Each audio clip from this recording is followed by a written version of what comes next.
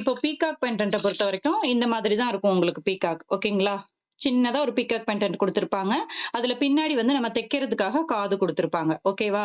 இப்போ இந்த காத நம்ம அப்படியே வந்து ஸ்டிச் பண்ணணும் அப்படின்னு சொன்னா, அது நிக்காது. ஓகேங்களா? உங்களுக்கு கிளாத்ல அப்படியே வச்சு நம்ம இப்படி ஸ்டிச் பண்றதுக்கு அது நிக்காது. ஏன்னா, ஒரு பக்கம் மட்டும் தான் நமக்கு அந்த கெங்கு இருக்கு. இன்னொரு பக்கம் எதுவுமே இல்ல. அப்ப நம்ம என்ன பண்ணணும் அப்டின்னா, ஒரு நம்பர் பீட ரெசின்ல அப்ளை பண்ணி நம்ம இதுல ஒட்டி யூஸ் பண்ணிக்கலாம். ஓகேவா? நீங்க இப்படியே ஸ்டிச் பண்ணணும். 2 பக்கமும் அதாவது எனக்கு பெண்டன்ட் வந்து அப்படியே எனக்கு கிளாத்ல இருக்கணும். இந்த மாதிரி பெண்டன்ட் வந்து அப்படியே கிளாத்ல எனக்கு நிக்கணும் அப்படின்னு சொன்னா, நீங்க ஒரு நம்பர் பீட் குடுத்துக்கலாம். இது நம்மளோட சேனல்ல வீடியோஸ்லயே இருக்கு. நான் அந்த லிங்க்கும் உங்களுக்கு பிளேலிஸ்ட்ல போய் பார்த்தீங்கன்னா, ப்ரூச்சஸ் ட்ரிக்ல அதுல இருக்கும். எப்படி நம்ம பண்ணியிருக்கோம் அப்படின்னு சொல்லி. ஓகேங்களா? இதுக்கப்புறம் இத இப்ப நம்ம ஸ்டிச் பண்றது.